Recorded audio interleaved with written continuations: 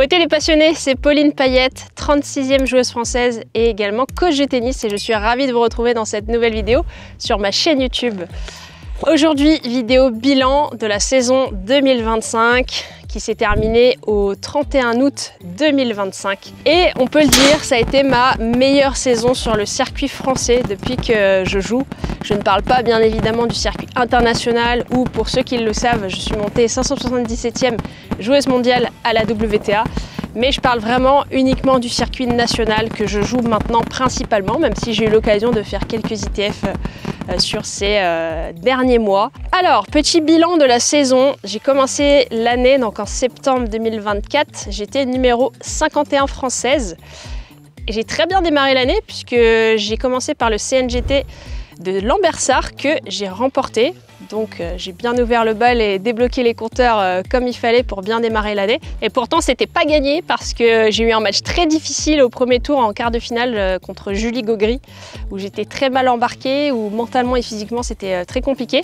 Et j'arrive à me sortir de ce match grâce au mental.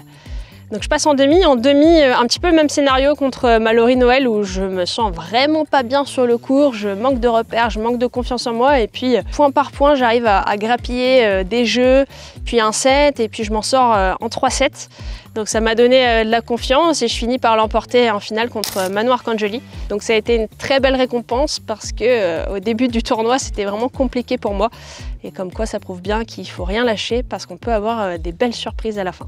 Et pour la petite anecdote sur le tournoi de Lambersart, c'est à ce moment-là que j'ai repris ma chaîne YouTube. Donc vous avez vu la finale contre Manon sur la chaîne et c'est à partir de là que j'ai décidé de reprendre cette belle aventure. Ensuite, j'ai enchaîné avec un ITF W35 à Villeneuve-d'Ascq. Je l'ai fait parce que c'était en France et que c'était pas trop loin. Et c'est vrai que sur les tournois CNGT, on joue tout le temps les mêmes filles. Tous les week-ends, on est 7-8 filles à faire les CNGT. Donc c'est souvent les mêmes tableaux et les mêmes matchs 2-3 fois par mois. Et donc c'est intéressant de faire de temps en temps des ITF pour jouer d'autres filles, pour voir autre chose. C'est pas du tout la même ambiance, c'est vraiment complètement différent des CNGT. Donc j'ai enchaîné sur l'ITF W35 de Villeneuve-d'Ascq. J'étais en qualif, donc en qualif je bats Carla Grignac et Milena Siokan. Très bonne joueuse et j'arrive à me qualifier.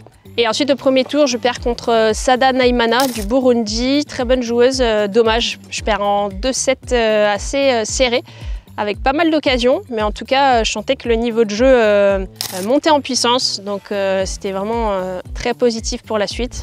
Et là, après Villeneuve-d'Ascq, en revanche, j'ai enchaîné avec une période assez difficile. Donc là, on était début novembre, donc début des matchs par équipe avec mon club l'OS Sannois en Pro B. Et donc là, malheureusement, j'ai enchaîné 3 défaites d'affilée. Donc je perds contre Gaëlle Desperrier, ensuite contre Lara Salden et pour finir Marine Sostak. Donc là, un peu de perte de confiance quand même si j'avais des bonnes phases sur les matchs, mais forcément, le fait de ne pas gagner, ça a été assez difficile. Mais encore une fois, ça fait partie du jeu, ça fait partie du tennis. Ça a été assez dur pour moi de l'accepter parce que là, je ne jouais pas pour moi, mais je jouais pour mon équipe de Sannois. Donc quand c'est pour moi, finalement, on va dire que j'ai mes attentes, bien sûr, mais j'arrive un peu plus à l'encaisser. Quand c'est pour une équipe, c'est différent parce que forcément, je ne jouais pas uniquement pour moi, bien sûr, je jouais pour rapporter un point à l'équipe, pour se maintenir en Pro B, pour potentiellement monter en Pro A. Donc ça n'a pas été une période facile et malgré tout c'est top et l'esprit d'équipe fait la force puisqu'on a quand même réussi à se maintenir en Pro B et on jouera d'ailleurs en Pro B en novembre prochain, novembre 2025. Je serai toujours à Sannois. Après les matchs par équipe à Sannois, je suis allée me ressourcer chez moi à La Réunion, comme tous les ans à cette période de l'année au mois de décembre. Donc j'en ai profité pour faire le tournoi de mon club, du club où j'ai commencé à jouer au tennis, au TCMT, au tampon. C'est là où j'ai tapé mes premières balles et où j'ai pris mes premiers cours de tennis. Donc là j'ai joué une petite jeune, une des meilleures de La Réunion, Inès Fouque, que j'ai battue en 2-7. Et en finale j'ai joué Anna Blue Waro, pareil, une des meilleures joueuses réunionnaises de tennis, qui est également très solide au paddle et au beach tennis. Elle est très forte dans tous les sports de raquettes. Donc c'était sympa de revenir jouer sur les terres de mes débuts et ça m'a fait vraiment très plaisir. Donc après 2 semaines au soleil à La Réunion, je suis rentrée en métropole. Donc là la différence de température a été dure à encaisser. J'ai pris moins 35 degrés. Et je suis rentrée mi-décembre pour faire le CNJT de Vivez, un CNJT que j'apprécie particulièrement, sur moquette intérieure. Donc c'est des conditions complètement différentes de la Réunion où j'étais sur terre battue extérieure et là je me suis retrouvée sur moquette intérieure et il faisait 3 degrés. Donc pas facile l'adaptation, mais en tout cas j'ai quand même réussi à battre une bonne joueuse, Ntondele Zinga, après un match assez difficile. Et ensuite, je perds contre Diana Martinov, qui était 300e mondiale quand je l'ai joué, il me semble. Donc après Vivez, j'ai enchaîné sur le dernier CNJT de l'année civile 2024 à Chartres. Et là, j'ai battu Astrid Sirotte, qui était -15 à l'époque. Elle est montée numérotée depuis. Ensuite, j'ai battu ma copine Irina Ramialisson, numéro 37. Et je perds en finale contre Emma Lenné. Ça a été assez dur d'enchaîner, on sent que j'ai passé la trentaine parce que j'ai eu 2 gros matchs, le match contre Astrid et contre Irina la veille et donc clairement sur la finale j'avais pas vraiment récupéré et contre Emma Lenné qui est une super joueuse, qui est très physique et bah forcément quand on est un peu diminué le match devient plus difficile. Mais en tout cas voilà, encore une finale, donc très positif pour finir cette année 2024. Après ce CNJT de Chartres et pour bien démarrer l'année 2025, je suis partie aux Antilles prendre un petit peu le soleil. Et oui, en tant que réunionnaise, l'hiver est assez dur en métropole, donc je me suis dit pourquoi pas aller aux Antilles, je connais du monde là-bas, j'ai des amis, ça sera l'occasion de faire des tournois, donc faire 2 ITF, il y en avait un à Fort-de-France en Martinique et un en Guadeloupe à Petit-Bourg. Donc j'étais tableau final sur ces 2 ITF. À Fort-de-France, je perds contre Harmonitane. Donc Harmonitane, il faut le rappeler, une des meilleures joueuses françaises qui a battu notamment Serena Williams à Wimbledon. Et je perds après un match très accroché, après avoir eu des occasions. Donc ça a été une énorme frustration parce que je sentais que ça pouvait passer, c'était pas loin de passer. Mais vous connaissez le tennis, hein. Il y a toujours plein de rebondissements, il faut une gagnante, une perdante. Et malgré tout, mon niveau de jeu était plutôt bon. Sachant qu'en plus, pour la petite anecdote, avant ce match-là, j'avais attrapé une infection, enfin j'avais des piqûres de moustiques et de petites bestioles partout. Donc en fait, j'avais vraiment les jambes qui me grattaient, les jambes en feu. J'avais une centaine de piqûres sur les jambes. Donc ouais, j'avais toutes ces piqûres sur le corps qui me brûlaient. Donc bon, c'était pas évident non plus d'arriver à bien jouer, mais malgré tout, j'ai réussi à faire un bon match et à produire des bonnes choses sur le terrain. Ensuite, j'ai enchaîné à Petit-Bourg et là, clairement, je suis passée complètement à côté de mon match. J'ai joué une Allemande, une gauchère. Et là, clairement, c'était compliqué. J'étais pas vraiment dedans. Donc, de la frustration quand même sur cette tournée, même s'il y a eu du positif contre Harmonitane. Mais forcément, le fait de ne pas avoir gagné de match, c'était pas évident.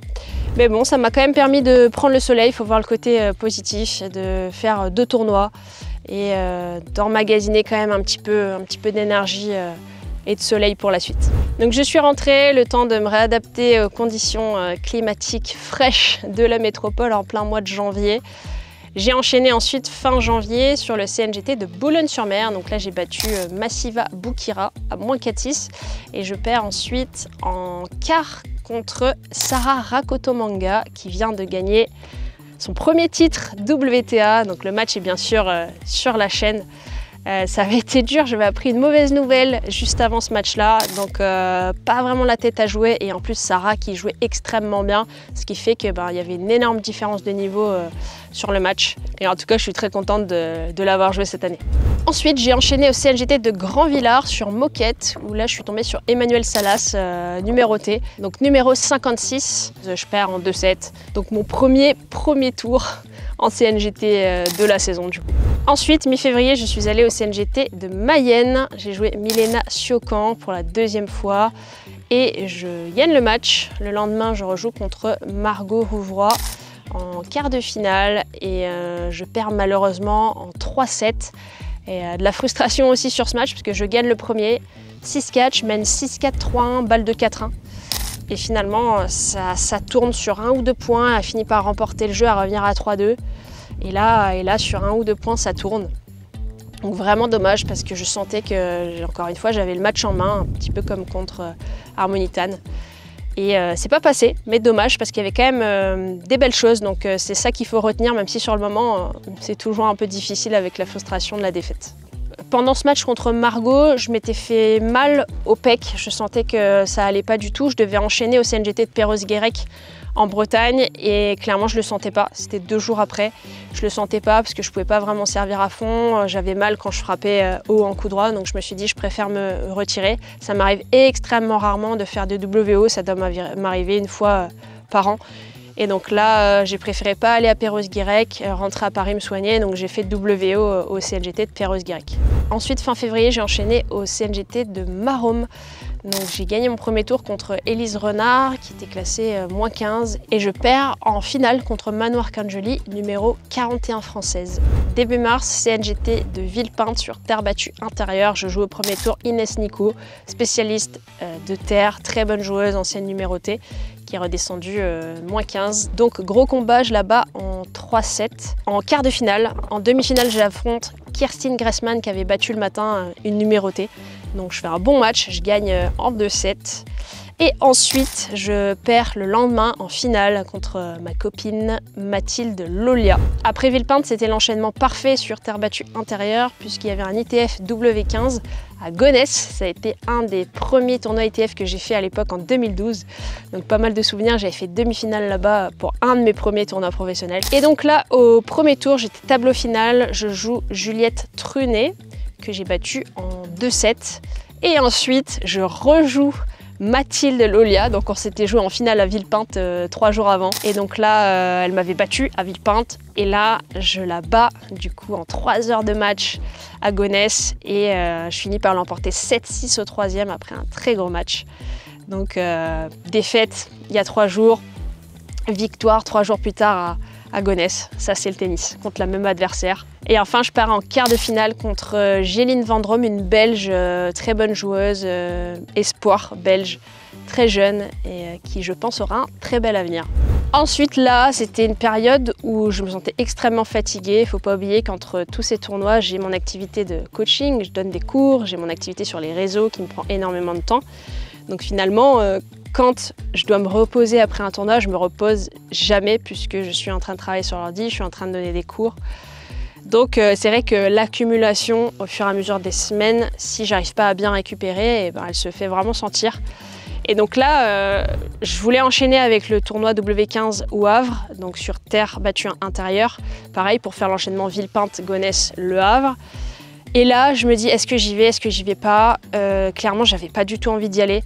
Pourquoi? Parce que mentalement, je me sentais pas fraîche, je me sentais vraiment complètement atteinte et vidée. Et je me suis dit, si mentalement je suis vidée, bah, ça va être difficile.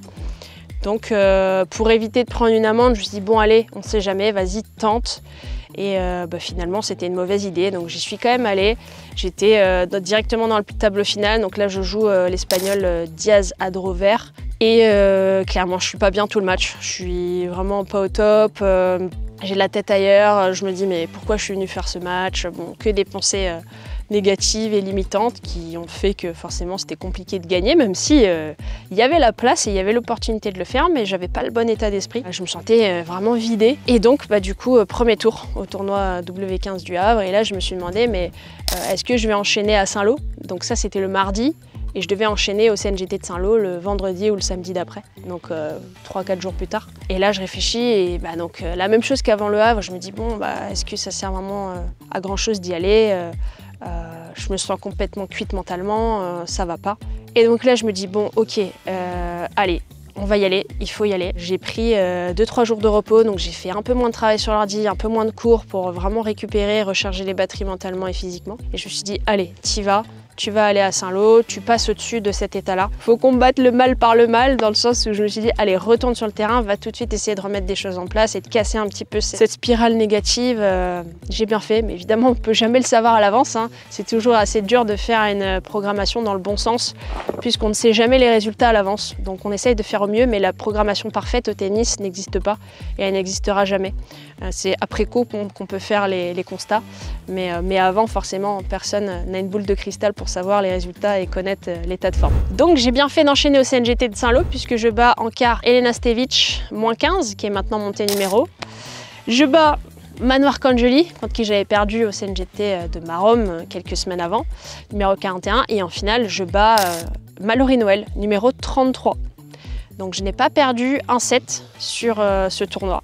Et je passe d'un état où j'étais vraiment au fond du seau, après Gonesse, après Le Havre, à me demander mais je vais prendre une pause, je vais partir en vacances, à non mais finalement vas-y quand même, ça peut peut-être passer, repose-toi un petit peu, retrouve un peu d'énergie et à finalement réussir à remporter le CNGT de Saint-Lô. Donc ça a été une vraie preuve de résilience pour moi et aussi pour mes élèves parce que je me sers beaucoup de mes expériences forcément pour les inculquer aussi à mes élèves et donc ça a été vraiment une très belle victoire. La semaine d'après, j'ai enchaîné au CNGT d'Argenton-sur-Creuse sur dur intérieur.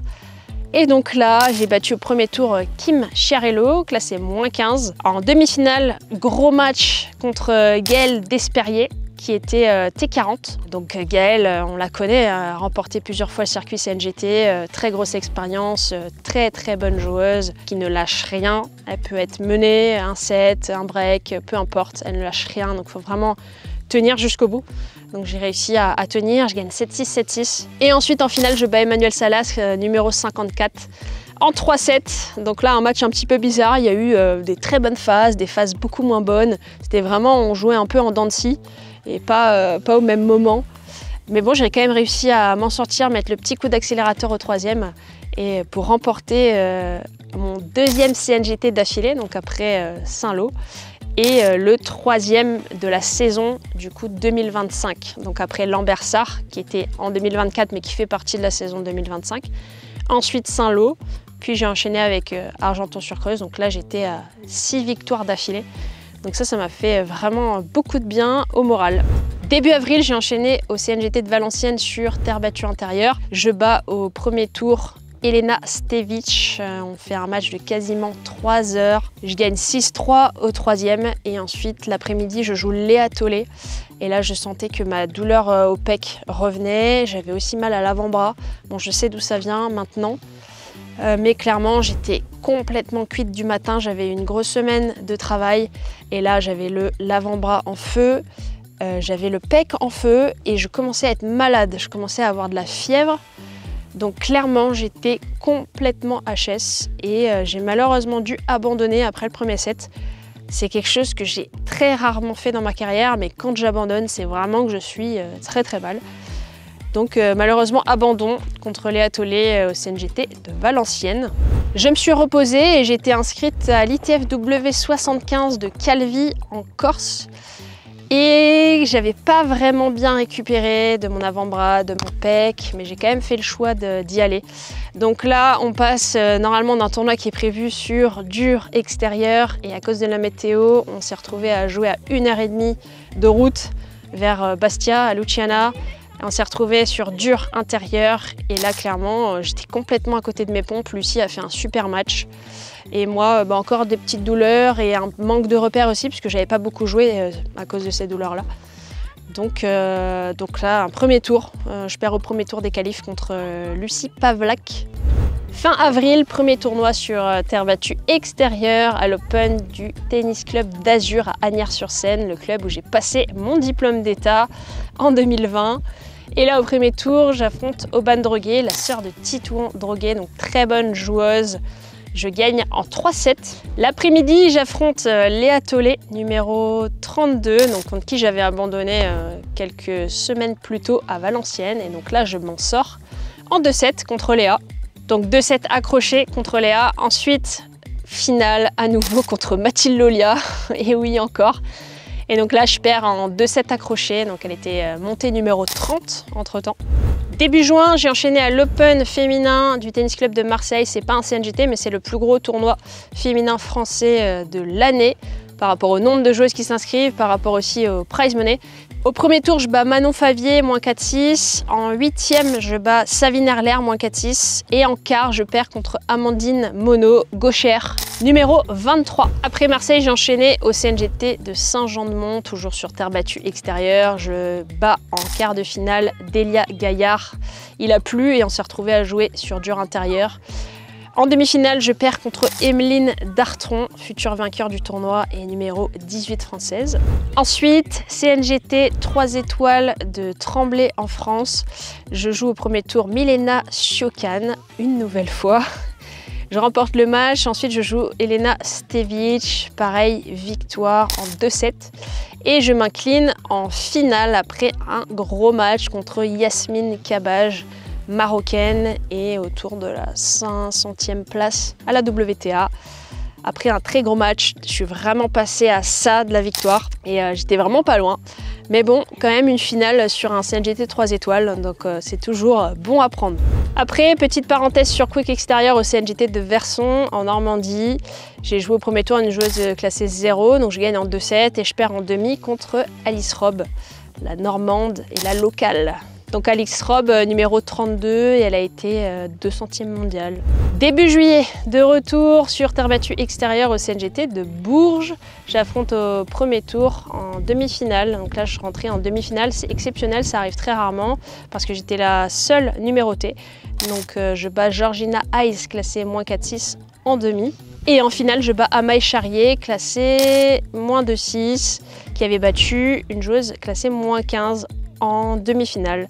Donc là, je remporte le CNGT de Bourges, donc 4e CNGT de la saison 2025, remporté. Mi-juillet, après le CNGT de Bourges, j'ai enchaîné au CNGT de Marly-le-Roi, donc je bats Amina Zeglouli en demi-finale et en finale, je bats Savine Erler, donc je remporte mon 5e titre de la saison 2025 au CNGT de Marly-le-Roi.